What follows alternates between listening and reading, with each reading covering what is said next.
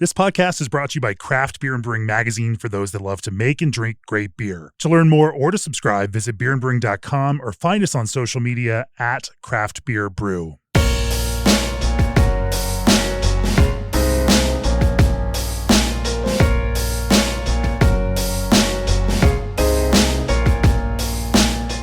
It's episode 456 of the Craft Beer and Brewing podcast. I'm Jamie Bogner. And joining me for today's episodes, Jaron Anderson from Helper Beer. Welcome to the podcast, Jaron. Thank you so much for having me. It's an honor.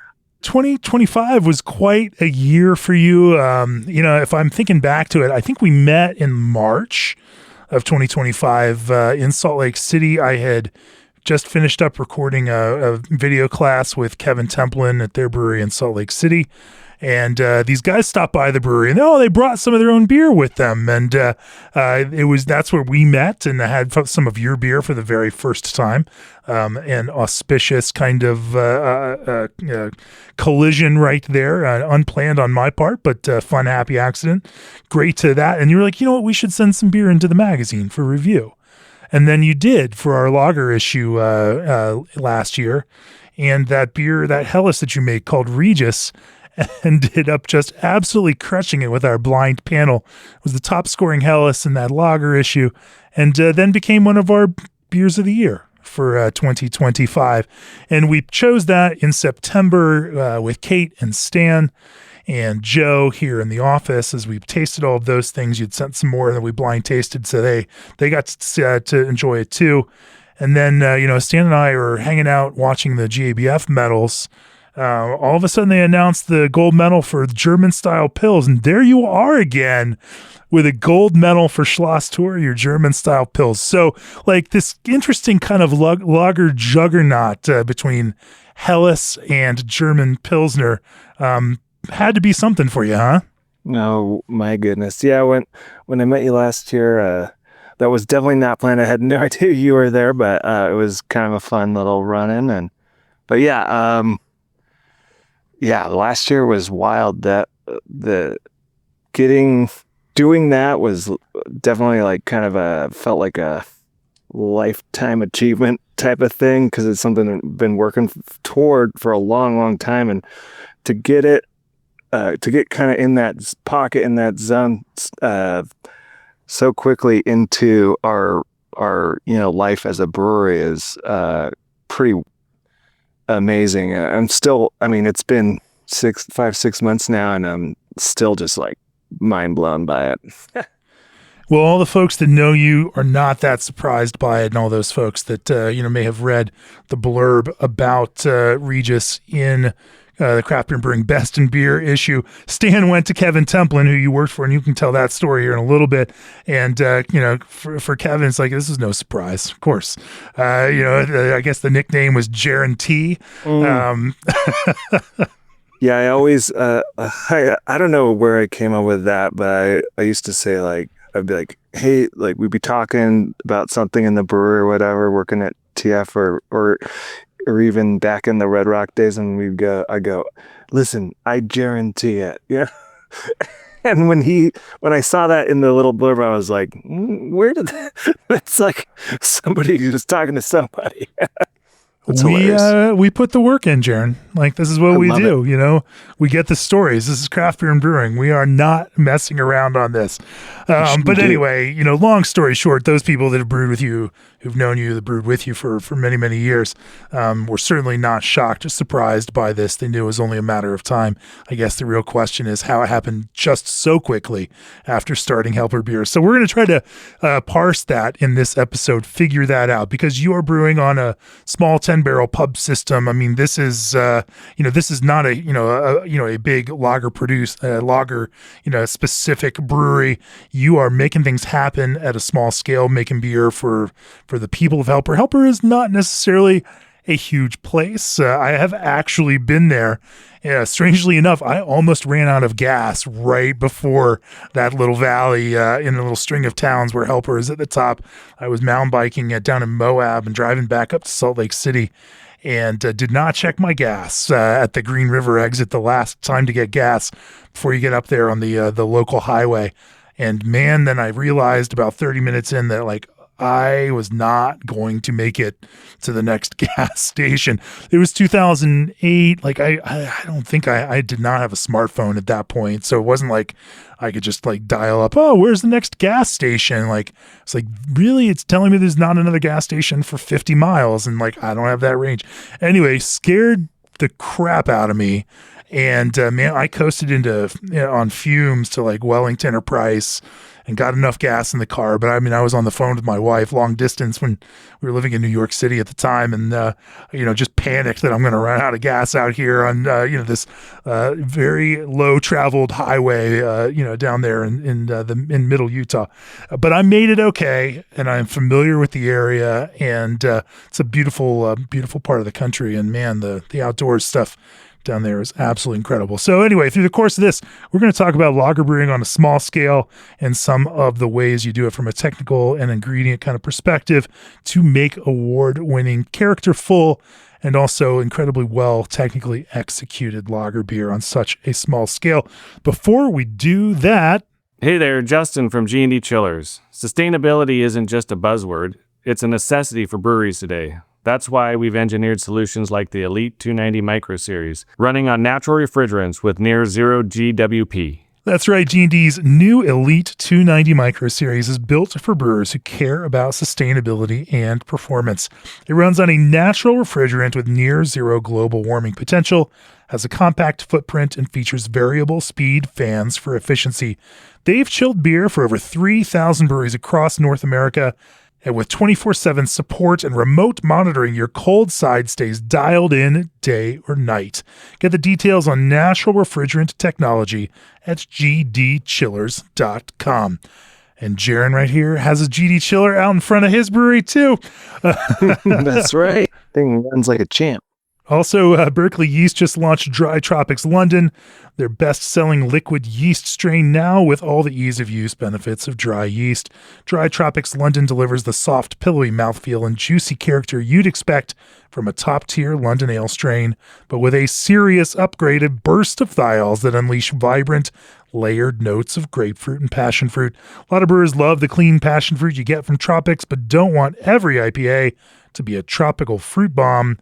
At the dry yeast price point, you can pitch and ditch without breaking the bank, or you can co-pitch with your house strain to adjust the intensity of the notes. And with nationwide free shipping, there's never been a better time to try Dry Tropics. Order now at berkeleyyeast.com and experience the ease and impact of Dry Tropics London yeast. Also, this episode is sponsored by PackTech, delivering craft beer multi-packing you can trust. PackTech's handles are made from 100% recycled plastic and are fully recyclable, helping breweries close the loop and advance the circular economy. With a minimalist design, durable functionality you can rely on, and custom color matching, PackTech helps brands stand out while staying sustainable. Trusted by craft brewers nationwide, they offer a smarter, sustainable way to carry your beer. To learn more, visit packtech-opi.com. That's PAKTECH-OPI.com. All right, Jaron, we normally start off with some background. Tell me about your brewing history and the years that you spent studying at Kevin Temple and you. And I shouldn't just say studying. I imagine there was a collaborative learning environment where you also may have done some teaching yourself and working together. Anyway, tell us that kind of story and your arc through brewing. So I'll start from when I was a little younger. How I got into craft beer was probably, admittedly, too young. But careful, you're in Utah. I know. I grew up in Provo, Utah, which is, probably the Utahest of Utah. Craft yes, beer place in the United States, or at least it was then. I had an older brother who had a good friend who was into craft beer and got into homebrewing in the early 90s. And that's when my for me, it was more late 90s, early 2000s. But I remember his name is Andy Shaw, and he's my brother's best friend. And he was a home brewer, and I was just like, whoa, you can make beer? Like, what? That's amazing. Like, I was very kind of mystified by that whole idea, because to me, growing up, I was like, it just seemed like something that you only saw on like, beer commercials during the Super Bowl or something. I didn't really think it was like a possibility. But then I remember hearing about breweries, up in Salt Lake, and I was like, oh, there's like small microbreweries. Wow, okay. And eventually, after leaving Provo, I lived in Olympia, Washington for a couple of years, and then and enjoyed the beer up there, quite a bit. And then moving back to Salt Lake in 2005, my buddy worked at Red Rock Brewery, and he was a busboy. And one day he broke his collarbone. He's a skateboarder, and he broke his collarbone one day, and I was like, "Hey, I know how to bus tables." And I went into the brewery, and I was like, "I know you need a busser. What do you think?" And they were like, "Okay." And so that was like late 2006 or early 2007, I think, maybe by then. And that was the year that Kevin and the crew won Brewery of the Year. And I was like, all of a sudden I realized, like, oh my gosh, I work at like one of the best breweries in the country. How's that possible? I kind of just like stumbled in there, you know what I mean? But I knew I loved beer, like so I started out bussing tables there, and I have very fond memories of Red Rock and it goes back to, I spent a summer in Salt Lake City in 1995.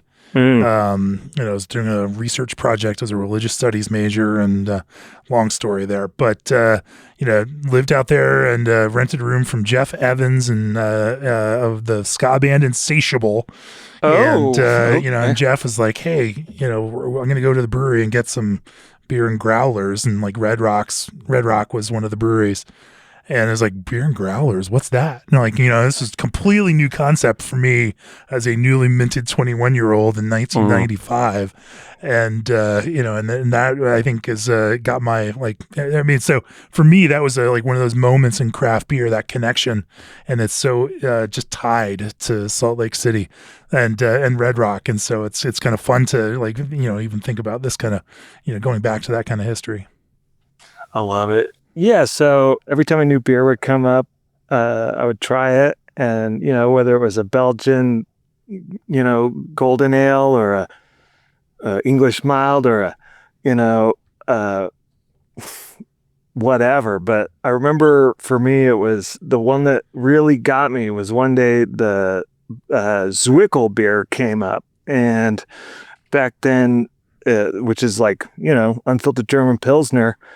And me and my buddy were sitting there drinking it, and we probably drank like a couple pitchers of it. And I was just like, I can't get enough of this. And that, for me, beyond like the Sierra Nevadas and the gateway beers that I had in my younger days, I just was like, whoa, this is the stuff. And, a couple, like from that moment on, like, every time a new beer would come up, try it, and I'd start talking to the brewers, and I'd always be like, "Hey, if you ever need any help, let me know. You do whatever you want." And Kevin was always like, "Yeah, whatever." But I bugged him probably almost every time I saw him for the better part of 2 or 3 years, busting tables. And then finally one day he's like, "All right, I got a job for you." And he's like, "It's putting labels on bottles one by one with a hand crank labeler." And I was like, okay. And, but I knew that, like, again, being so enchanted and kind of mystified by fermentation and the brewing process, I was like, if anything I can do to get my foot in the door, I'll do it. And I was also starting a family at the time, I'd recently married, and I was like, I need like a real job, not just like a party job.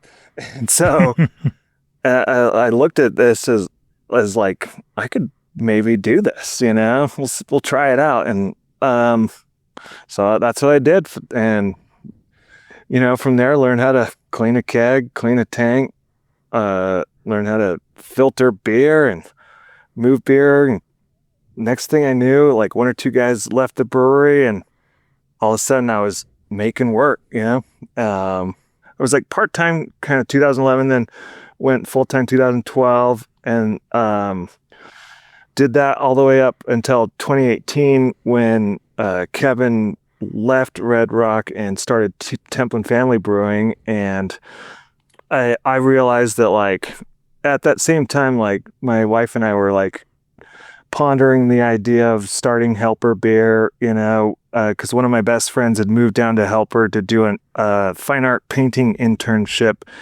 down here, because Helper's kind of like, it was a mining town and a kind of a railroad town, and then that coal mining went away a long time ago, and the town almost died. And then there's a lot of artists that kind of helped revive it over the last 25, 30 years. And when my buddy Stu went down there in 2011, he was like supposed to come down here for 6 months, and he never left. And so my wife and I found ourselves coming down and visiting all the time, and we just kind of fell in love with the town and the landscape and just the slower pace of life and the clean air quality and the water, which we can talk about later. And I was just like, one day we were leaving, this is 2015 or 16, we were like, I could live here, Amy. That's my wife. And then I was like, but then we'd have to start a brewery, and that's never going to happen. And then we had a crazy experience where we kind of a semi-religious experience where we saw the total solar eclipse in 2017. And one of our other good friends had recently moved down to Helper as well. And he was like, you got to do it. You got to start a brewery. And I was like, for whatever reason, in a vulnerable state, Amy and I, we're doing it. We're going to do it. And we showed up the next week and started looking around. And it took us a couple of years to get it together. And, right in the middle of that, COVID happened and kind of delayed the game for another couple of years.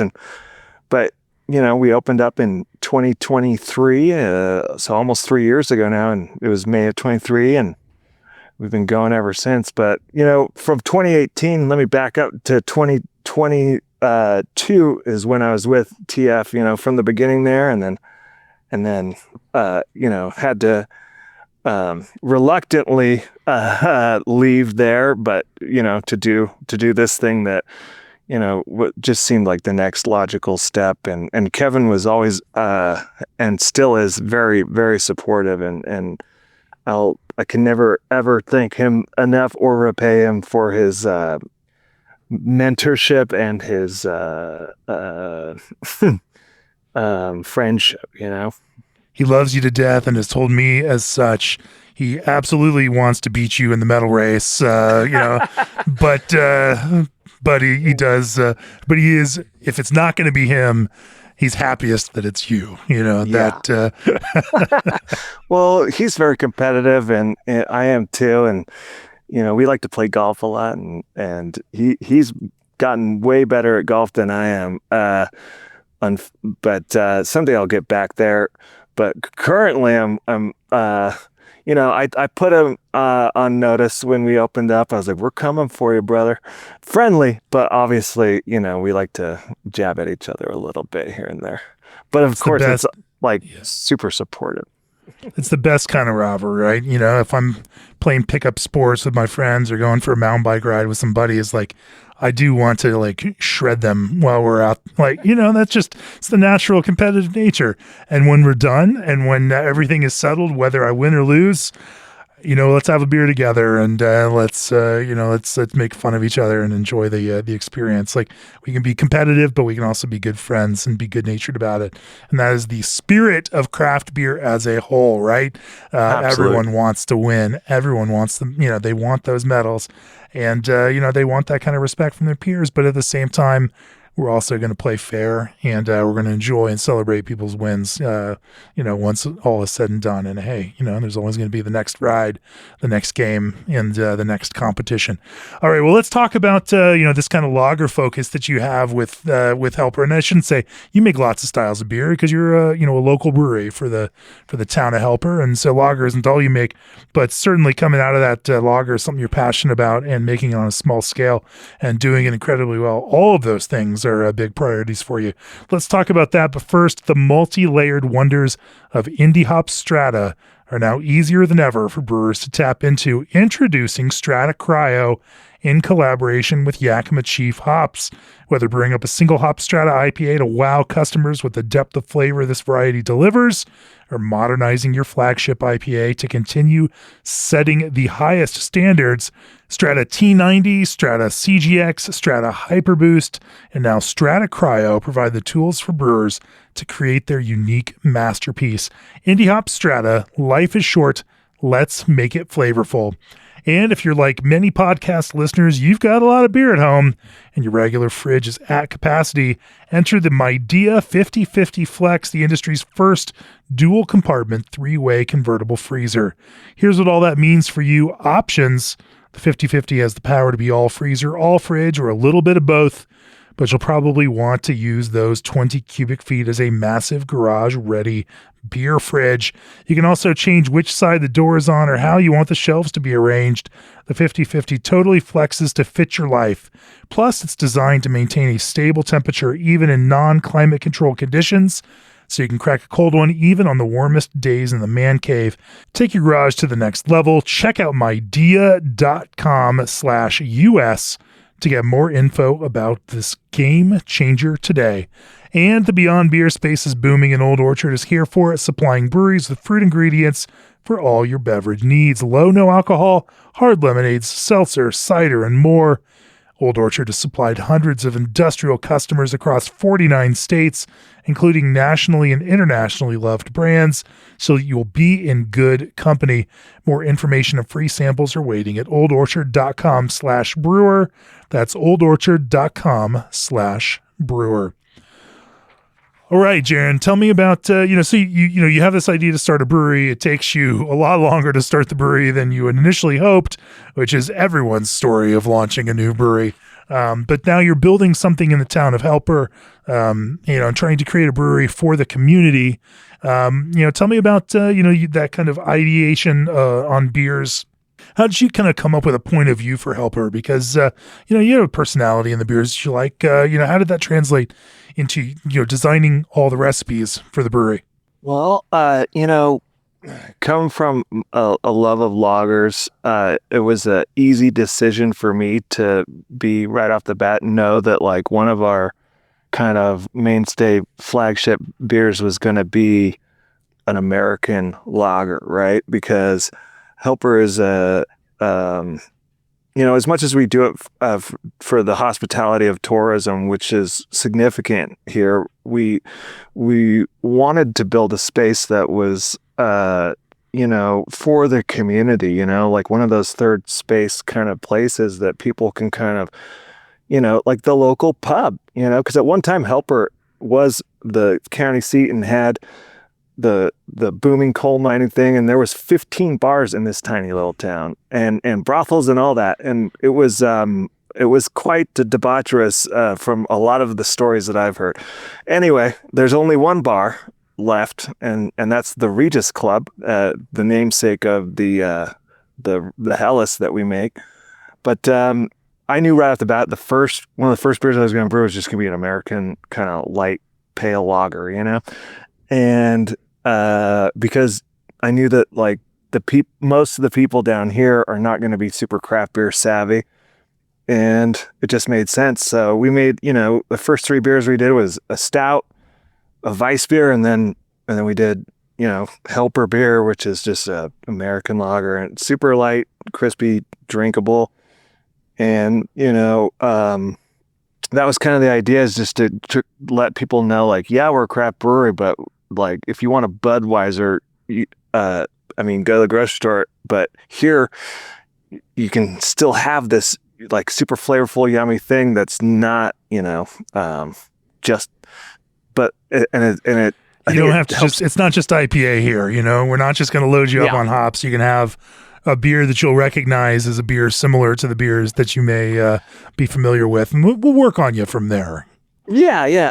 Well, exactly. And it, kind of helps speak to the kind of more working class kind of style of the town, and history. And so that, I think that really right off the bat resonated. And then you're right. We did kind of, we've over the past 3 years have trained up and coached up some of our local regular people, and now all of a sudden they're drinking sour beers and getting more interested in pale ales and IPAs and stuff like that. So it's been pretty cool to see it really come to fruition. Somebody told me earlier on, they're like, how do you know what beers to make? I was like, I just know what to do because I know what people want. They want something that's yummy and easy to drink. That's all you got to do, Yummy and easy to drink. It's just that simple. So anyway, when it comes to lager, we'll start with the helper beer, the, American light lager. How did you start, creating the idea of what was going to be a yummy, but accessible and also drinkable, because if I think about yummy, naturally you think about sweet and full, but you start making it sweet and full. And I should say, American macro lagers have more sweetness than I think people want to give them credit for. That you can see how they definitely are have leaned into that in order to achieve what you claim to be yumminess. And so finding a way to do that, but balance it enough in order to make it drinkable so that people can drink an entire 6-pack, ideally. In this, I shouldn't say, at least there's the potential to drink a few, and you're not just going to get filled up with one flavorful beer. So how did, as you started thinking about designing this light lager for you, what were some of the kind of levers that you started pulling? First thing I thought about was the malt, I wanted it to be ultra light in color, even though it's a 5% beer, ABV, I still wanted to find like the lowest level bond malt that I could. And so I went with Briess Pilsen malt, because it's like one level bond. And with that, I just wanted to be light and crispy, but I did note that like some of that sweetness was going to be necessary. So that beer has evolved quite a bit, actually. It started out with rice and corn in it. And over the past couple of years, I pulled both of those adjuncts out, and now it's just 100% Briess Pilsen malt. Because I wanted to take the beer out of the beer and simplify it a little bit. And I realized that the corn was kind of coming across, getting judging notes that were saying it was diacetyl, and I was like, what? There's no diacetyl in this beer. But sometimes corn can kind of read that way in certain judging flights. You never know. But also, like, the other problem that I was worried about is like it being such light level bond Pilsner malt. I was like, well, I'm gonna have to boil the heck out of this. So, I do, like, for that beer, I'll boil it for like 2+ hours, sometimes a little over 2 hours usually. Oh, geez.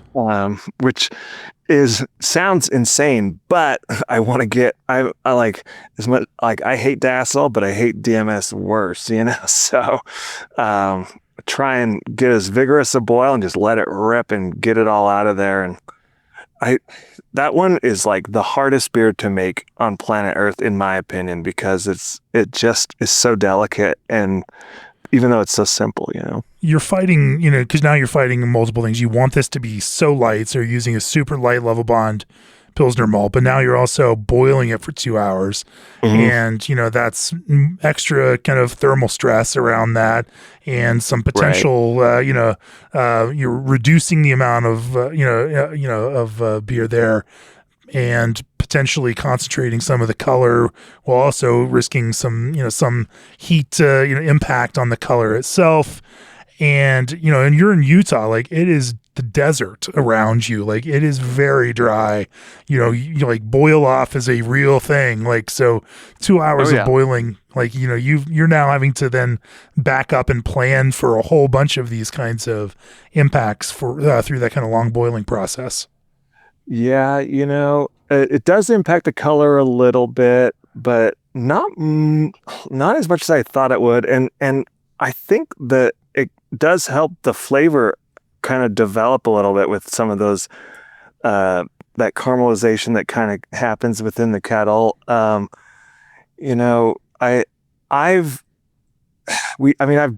gone through. I've done 90-minute. I usually don't boil anything for less than 90 minutes because that's just how I was taught, and I like the results. I don't really plan on changing that. If I ever started to notice if it impacted it in a negative way, then I'd probably change it. But I like the results that I'm getting with it. But it is, we're riding a kind of a balance beam over there, trying to make sure we're getting it just right without overdoing it. Let's go back and talk a little bit. So you're using this, very, very light Pilsner malt. Anything to your general mash, approach, not just on light lager, but also, on any of the other lagers that you make? Yeah. So there's a couple things. I pretty simply just, I acidify most of our mash water, that comes out of our hot liquor tank with lactic acid.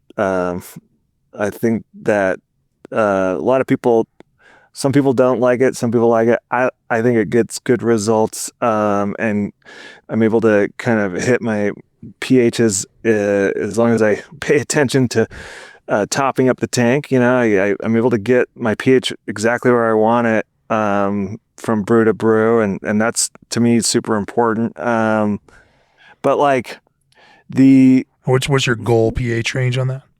I'm usually looking for somewhere between 5.4 to 5.6 ish for like a mass rest kind of pH, and then like a finishing pH or like knockout pH, looking for like somewhere between 5.1 and 5.2.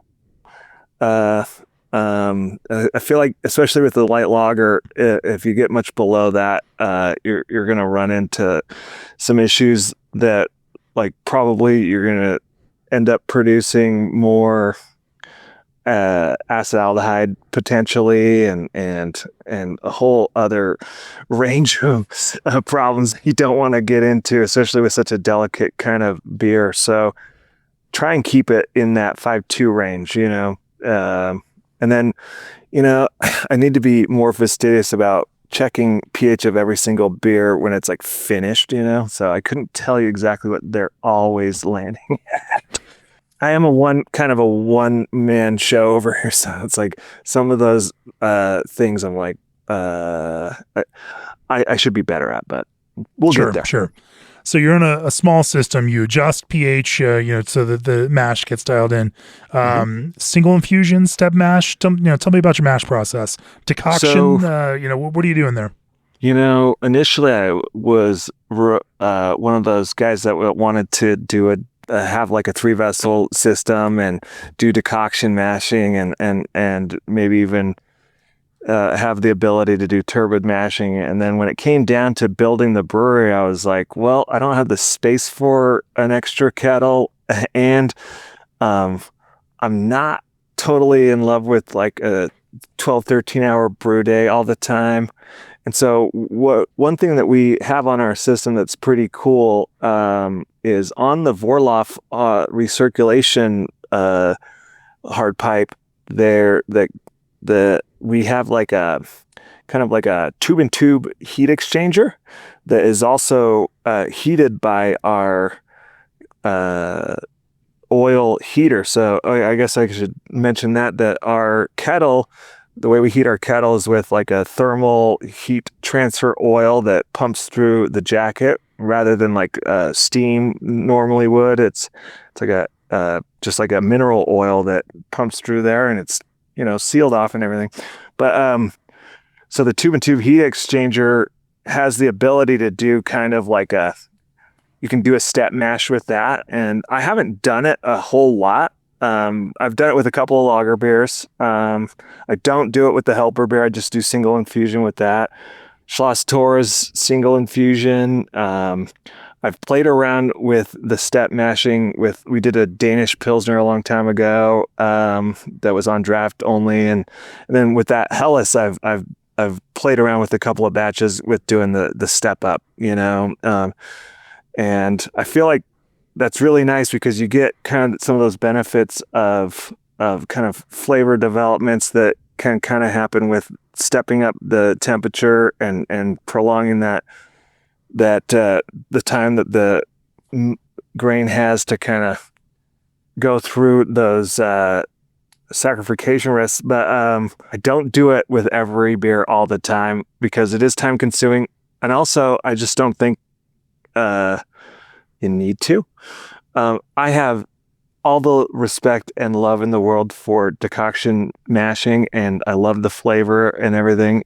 But I'm going for personally something that's like, I want it to be like ultra clean and ultra crisp, and I find personally for my palate, I don't want to be weird about it, but like I just like like what a single infusion or like a 1 or 2 step can do, and keeping those flavors cleaner, but that's again kind of a personal preference.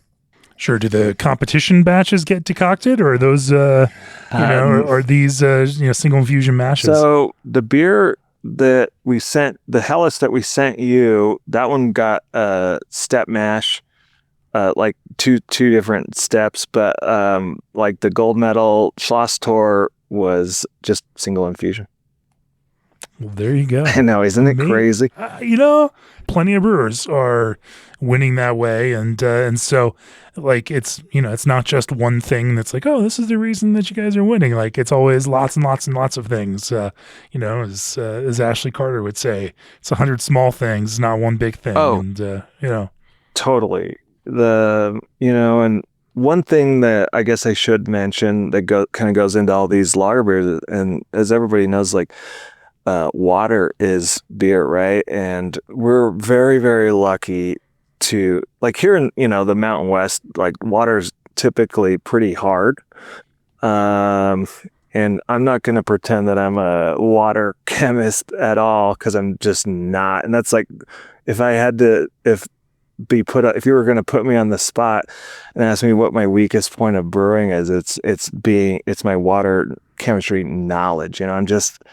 I try and be a little bit more touchy feely with the beer rather than super sciencey, I mean, and maybe some of that came from my training at the Kevin Templin University, and maybe that's why I worked so well with them for so long, but because you got to listen to what the beer's telling you a lot of the time, not just rely on like what a number is, because like, and I also think that your own water kind of gives you your own little unique kind of flavor signature, and so our water in Helper is amazing.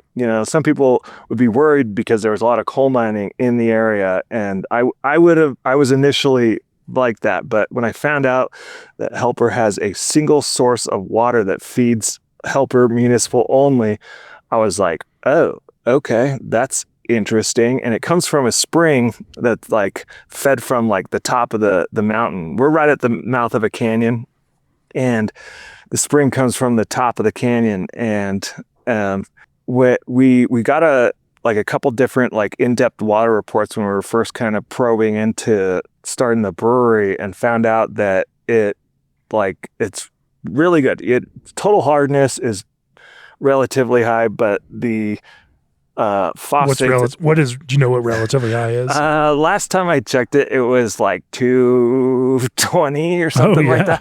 Which that's like pretty hard for total hardness. I can't remember what like the phosphate and like the levels were, but they were like roughly the same as what Salt Lake was, which was, somewhere like around 150 or something like that. But I can't I'm sure it fluctuates a little bit here and there, but because it is a single source, I'm like, and they don't really mess with it too much. They don't put chloramine in it, which is nice, or fluoride.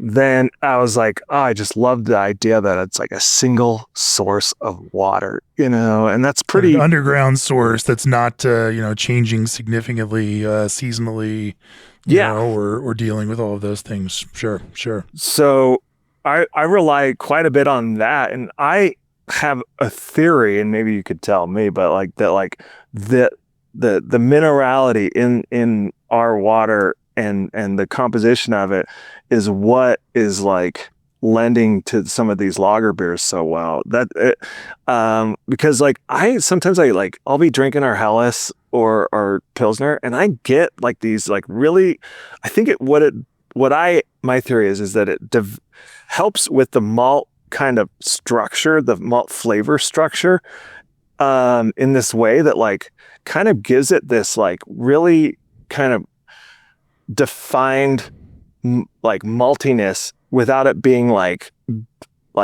gooey or what is it, like flabby or something, Right.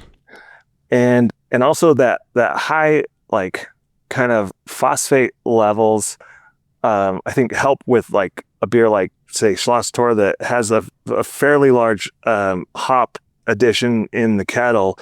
And I think it helps with those, like bring out those hop aromas, but keeps it real clean and crisp, And I also think our IPAs come out pretty well because of the water as well. But again, I'm trying to be like touchy feely with it, and less like I'm gonna try and dial in every single bit of the water, Again, I do have a lot of respect for people that do that, and some people have to do it. But I'm like, well, I feel good about it, so I'm just gonna keep rocking, Fantastic. So the magic secret is water that no one else is going to have access to other than from the secret special spring in the municipal water source for Helper, Utah. No, that's super cool. And I'm going to be curious to dig in and try to understand some of the science and what is doing some of the work in that. But I think that's going to be outside the scope of this podcast. Let's go back and talk a little bit about, how you come out of that kind of long boil, extraordinarily long boil, kind of process, and then finish up those beers. Maybe also talk about some of the hot side approach to hopping, both in Helles and in Pilsner. But before we do that, Brightly Software, a Siemens company, partners with organizations at every stage of their asset lifecycle journey. Brightly is a complete asset management and operations software that enhances organizational sustainability, compliance, and efficiency through data-driven decision-making. Streamline maintenance, simplify capital planning, and optimize resources with solutions uniquely designed to support long-term goals. Learn more at brightlysoftware.com. And tickets are on sale now for the annual Craft Beer and Brewing Brewers Retreat, August 23rd through 26th in the hop country of Yakima Valley in Washington State. There's nothing like this fantasy homebrew camp experience as you brew in small groups led by some of the most inspiring brewers in the world. Folks like Vinny and Natalie Chilurzo of Russian River, Ben from Breakside, Henry and Adriana of Monkish, Kelsey from North Park, Whitney from Grand Fir, Sean from Lawson's Finest, and more. This year we'll be brewing under the bines at Bale Breaker, and it is sure to be an unforgettable experience. Tickets are on sale now, going fast at brewersretreat.com. So let's talk about this kind of hot side hopping, both in the scope of Schloss Tor, the German Pilsner, and Regis, this Helles. Obviously, the little approach to hops is going to be slightly different in both of those. Within both of those, malt differences as well, or are you using a pretty consistent malt base? Tell me about those things. All right. Well, for Helles and Schloss Tor, we start out with Weyermann Pilsner malt. Throw in just a dash of Wireman Barca Pills, just because I think it gives it a little bit. Dash. Yeah, well, like Just a I little don't know. skosh. Yeah, just like show it to the kettle, or to the mash tun rather. I'm talking like, I don't know, maybe 90% regular pills and then 5% Barca pills on wire or on the Hellas, and then maybe 10% Barca and 80% on the Schloss. Other than And that, then what's like, the other malt in there? so I use a little bit of chit malt in almost every beer that I make. I just found that the best malt's chit malt, really, more so than like say Wireman Carafoam, like really enhances the foam stability, and it just works for me and for what I'm kind of going for, so that's been a like one that I kind of always have on hand and goes into most recipes. Other than that, I mean, it's pretty simple. I think in the Hellas, I put like a tiny bit of Barca Munich and a tiny bit of aromatic malt, and that's it.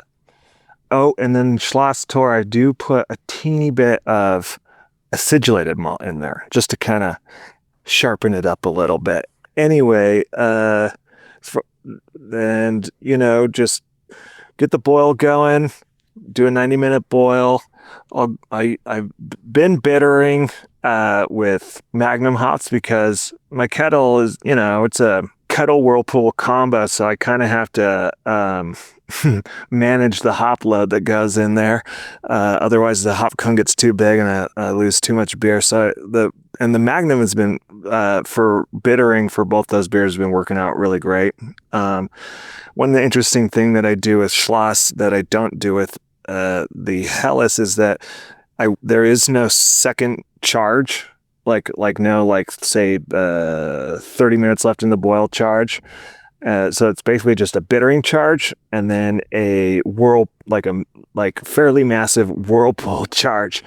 And then I guess one other thing about our equipment. I won't tell. There's your secret's safe with all of us. Well, let me brag Whirlpool about hopping your German pills. Oh man. Well, but the difference is that I have on our kettle a kind of a tube and tube heat exchanger that comes whirlpool out to back, that circulates back into the whirlpool inlet, and so that allows me to cool down the whirlpool as I'm spinning it. So basically cool pooling every beer that I make with water, cold water out of hot liquor tank that feeds back into the cold liquor tank or hot liquor tank. But so I'll take it down to about 180, 175 degrees, and I'll let it rest for like the German pills. I'll let that thing like once I get it below where I think DMS production is going to be not happening anymore. I'll let it sit there for 25-30 minutes because I want to get the bang. I'm trying to get bang for my buck, but I also look at it like steeping tea, like I don't think I'm pulling very many IBUs out of it because I've gone below that kind of isomerization threshold in theory, and and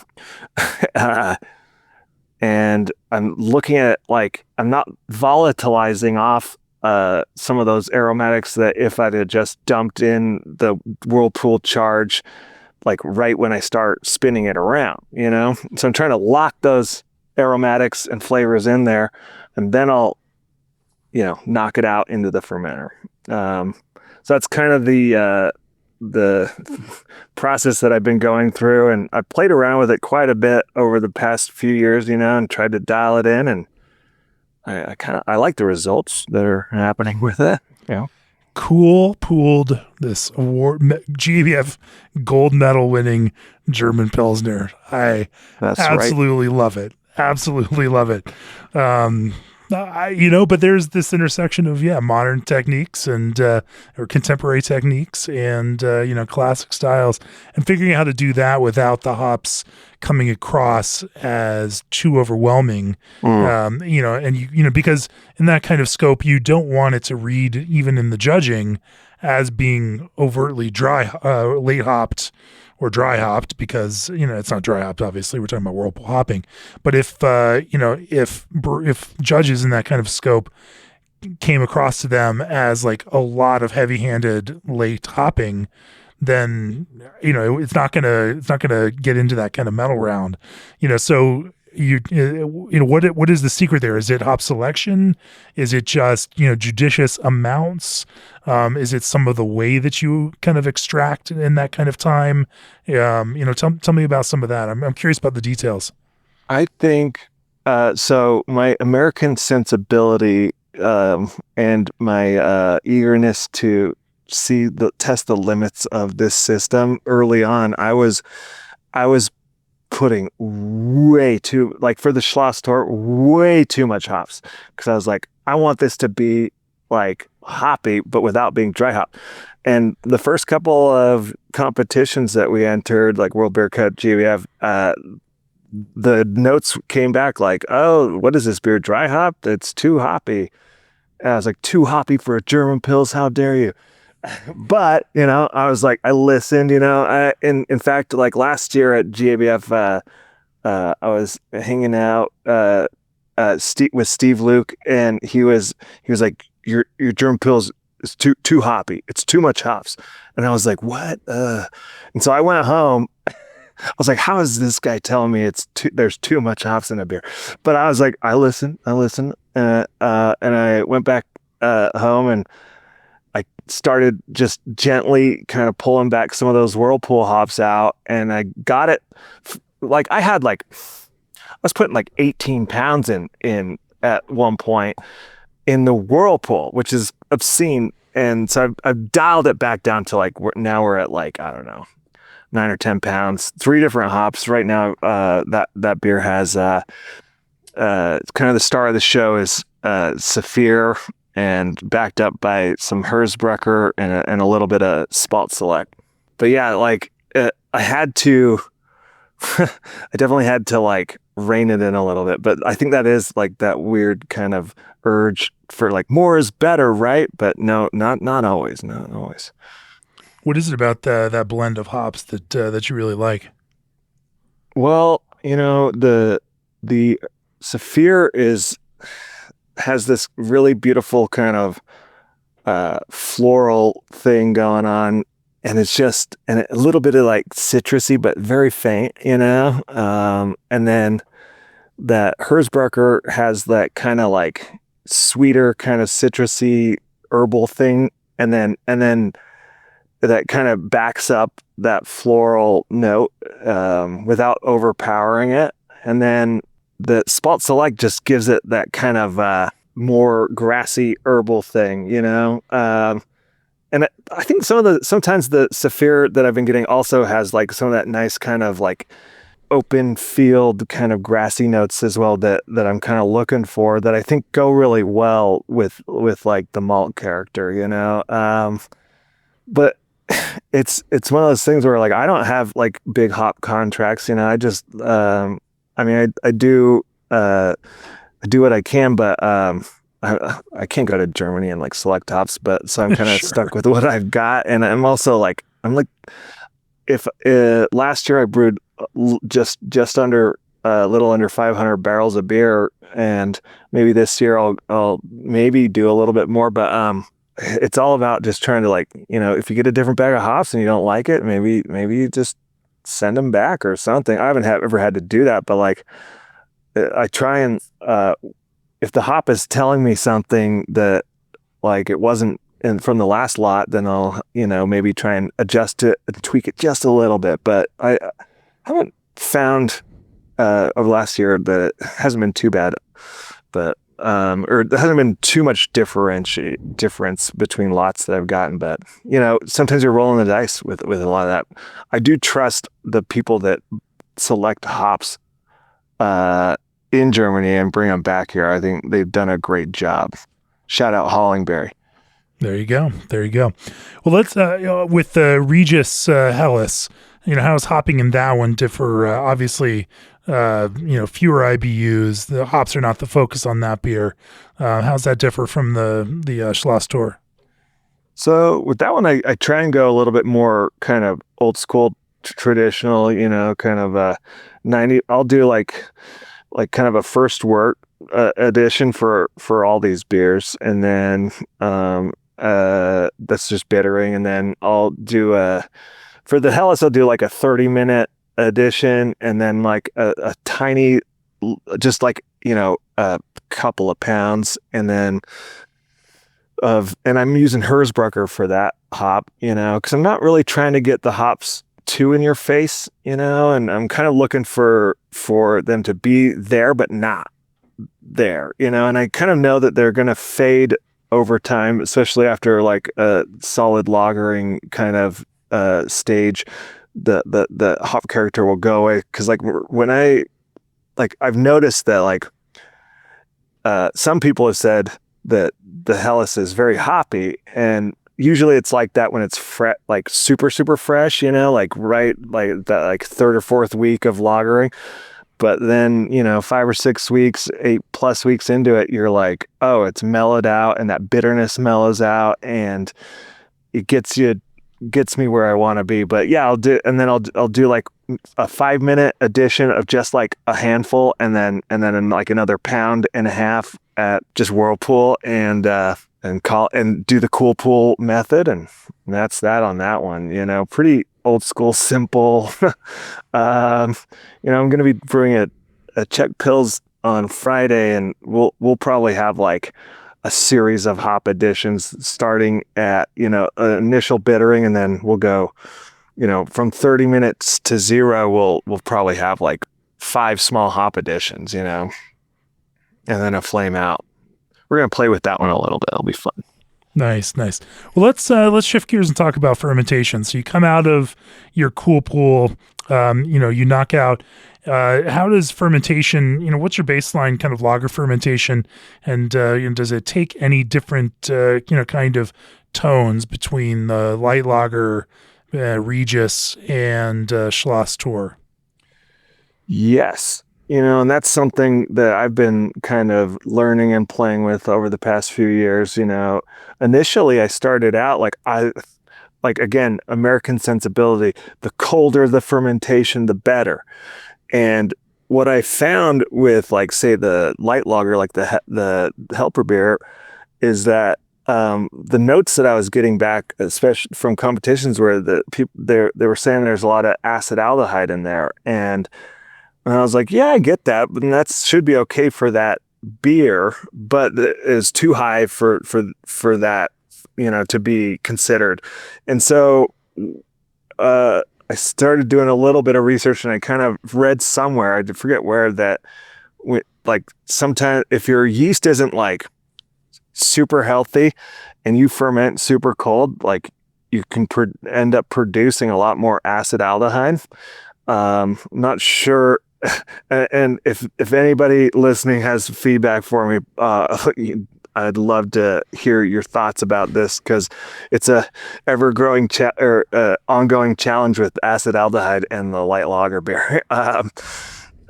So what I started out fermenting that beer at 46 Fahrenheit, and now I fermented it like 52 Fahrenheit, and I'm getting a lot less of that acetaldehyde, and it's really kind of opened up the beer and made it just feels more true to style now, and it's still crispy and still clean, but it's like less acidic and weird,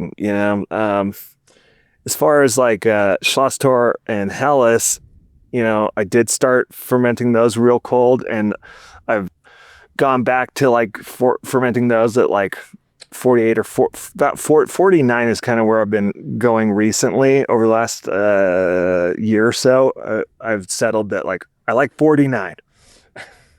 I just like the results, there's not a whole lot of science into that, other than like I'm trying to avoid some of those off flavors with that too cold a fermentation, which I never thought you could have too cold a fermentation, but turns out it's true. That's interesting. I was just looking back at the notes that I wrote about it when we reviewed it for our lager issue, and yeah, I can see some of the flavor like characteristics. I described it as pear skin, fresh iris floral, and then aged woody hop note and a lingering kind of vegetal tone, which I think there's some connection. What it was that point almost a year ago now, or maybe 9 months ago now. And so I think that connects with what you're talking about there, and that has sent you back to to do some work since then. Yeah, I mean, all of the beers are always kind of constantly being worked on, right? That's something that Sure. I learned from working with Kevin for so long. Is like, I mean, you could be happy with a beer one day and then maybe the next day not be happy with it. It's weird, and I go through that all the time, and I'm unfortunate in the fact that I don't really have a ton of people to bounce kind of do sensory with. We'll get there Sunday with that, but so I'm kind of like in my own little world. I mean, I give people beers and I take feedback from anybody, please. But it's tough to kind of like just make you gotta constantly be drinking it and doing those Kevin Temlin shaving things. He always talks about shaving, and it's true. There's always something that you can do to maybe improve it a little bit here and there. Without fully reworking it or anything. Sure. So fermentation, we didn't talk about yeast itself. Are you using the same lager yeast across all of your lagers, or do you change that up based on which specific beer you're fermenting? So the lager yeast that I've been using kind of as our main strain over the life of Helper beer, I've bounced around a little bit. I started out with Andechs, and just because I like that. I knew that it was going to give me what I was looking for as far as like kind of crispiness and good like flocculation and stuff like that, and consistent kind of fermentation. And I have experimented with 3470 a little bit, and a couple of lager beers like our Mexican lager. I use Mexican lager yeast, that I think came from Modelo, which is kind of cool, but and I have used American lager yeast for our American light lager, but I realized that I'm such a small brewery, I got to kind of manage the yeast as best I can, and so I've just really zeroed in on that Andechs, and it's become kind of the house strain, and I love it because a lot of people are like, oh, how do you like that sulfur? And I'm like, well, I like it a lot, actually, because it tends, you give it a good lagering time, it calms down quite a bit and ends up really nice.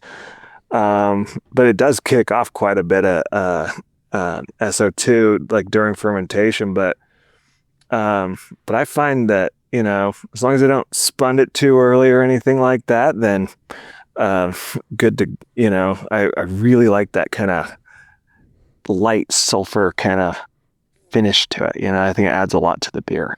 What's spun too early? I usually spun around between 3 and 4 Plato, something like that. But I try not to leave too much pressure on it. So I try and let it blow off a little bit. So I'll spun it and spun it to I don't know, 8 or 10 PSI, which seems high, but in terms of lagering time, how much lagering time does that take to really, absorb that sulfur and and get it to a manageable place?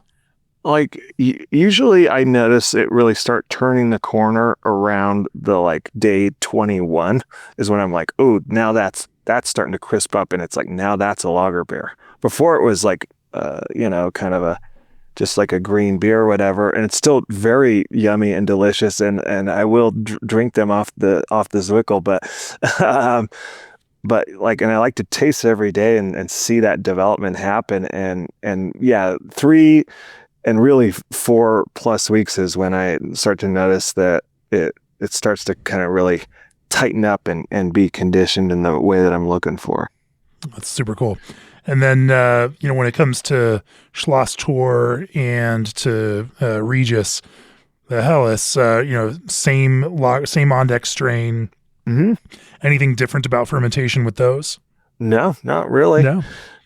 Just keep try and keep it pretty consistent. Those temperatures are the same, or 49 degrees Fahrenheit, and spun it when there's a couple Plato left. And our one thing that I look for is a relatively drier beer on most of the beers that I make.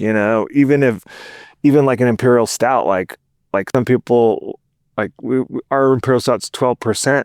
I'm want to get that thing as low as it possibly can, as low as the yeast can tolerate, and so it usually ends up at around 4.5 Plato finishing, but it starts out at 25, which is fairly low for an imperial stout. But like for like our lager beers, like I'm looking to go under 2 Plato, and like I would say like Schloss usually ends up very consistently about 1.7 Plato.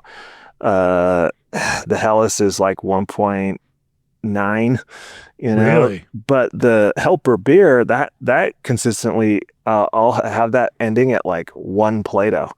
I've even had it go under 1 a couple of times. I'm like, how did that happen? But like that's super, super dry and super thin. I like to have a little bit of meat on the bone there.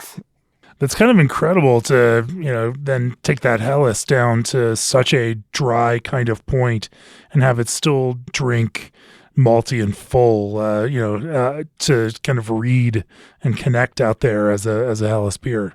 Super cool. Yeah, it's something, I'm not totally married to it being there forever, but like for now, like I'm really loving the results, so I will say that, our judging results from GABF for Helles, which we got real close to a medal there last year for that beer, which is kind of crazy. Said that it was a little bit too bitter, so I pulled a teeny bit, and a little too much hop aroma, so I pulled a teeny bit out of the whirlpool and a teeny bit of bitterness, and we'll see where it goes from there. But I mean, that's again one of those kind of little tweaks that we'll see if we like it with the newest batch that we just canned last week. Sure.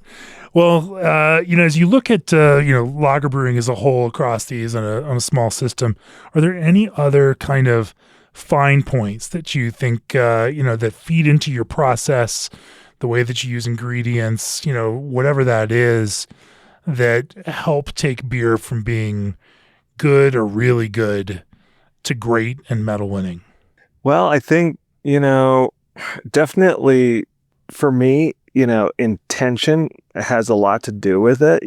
This goes back to me being like trying to be more art focused rather than like too hung up on the like kind of numbers and the science, or like I try and brew with like I try and put like a intention of energy into the beer. I know this sounds super hippy dippy and weird, but like I think about like I want this beer to taste a certain way, and so I'll think about that while I'm stirring the mash or whatever, and like and I think if you do that throughout all the processes, then you're kind of putting your energy into it, and you're putting your mark on it, and giving it like a good kind of start at life, I know this sounds insane, but like I even will play like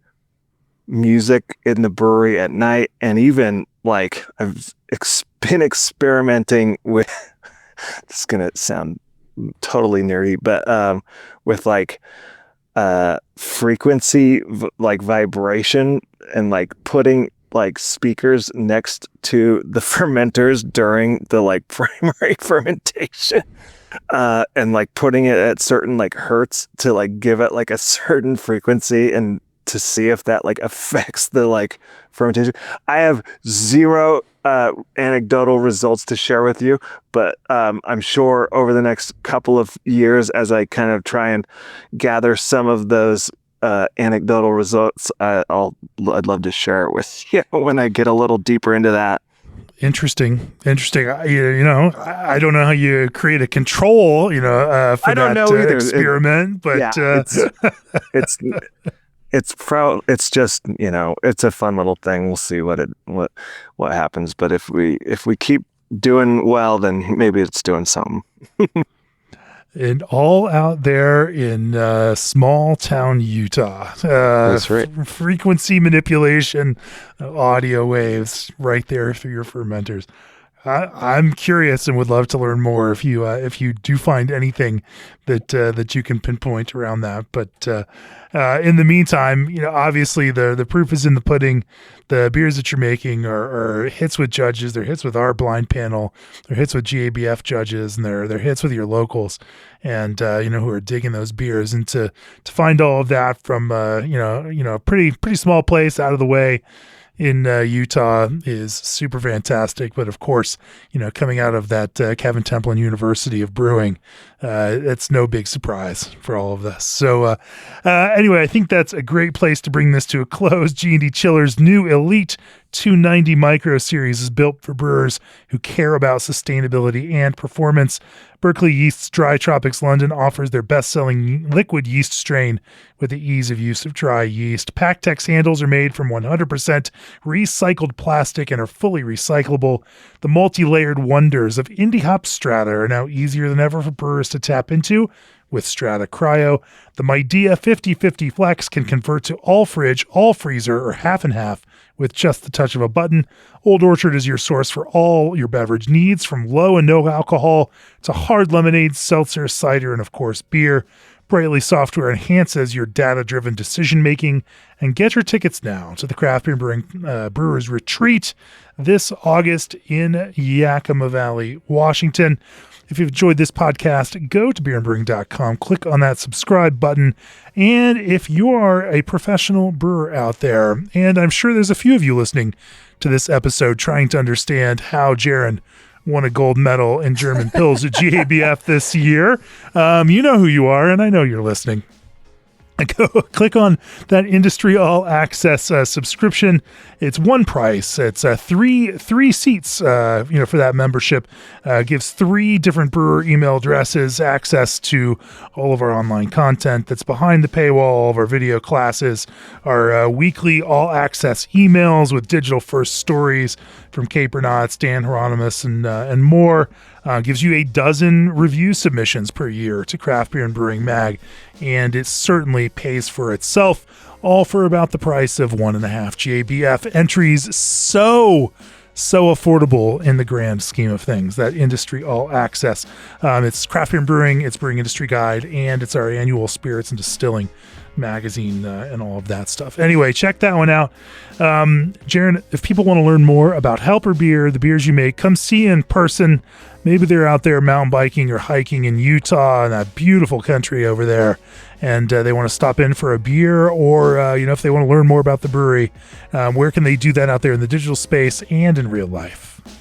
So if you want to come visit us at the brewery, we're located in Helper, Utah, which is about an hour and 40 minutes southeast to Salt Lake City. If you go east Highway 6 off of South I-15 coming from Salt Lake, or if you're coming from I-70 or Moab, you just go west on Highway 6 to 191. Just make sure you got some gas in your tank, although there's more gas stations out there than there used to be. Yeah, we got a gas station right across the street from the brewery, which is great. Instagram at Helper Beer. If you want to get a hold of me and teach me more about acetaldehyde and or anything else, you can just email me at Jaron at helperbeer.com. That's Jaron at helperbeer.com. I think the best places to find us. The best places to find. And you'll find us at GABF later this year, and in about a month and a half, we'll be at the Little Beer Fest in Duluth, Georgia. Good Word. Yeah, Good Word. Sure. All right, sounds good. It's been fun picking your brain about brewing lager beer. Cheers. Hey, cheers to you. Thank you.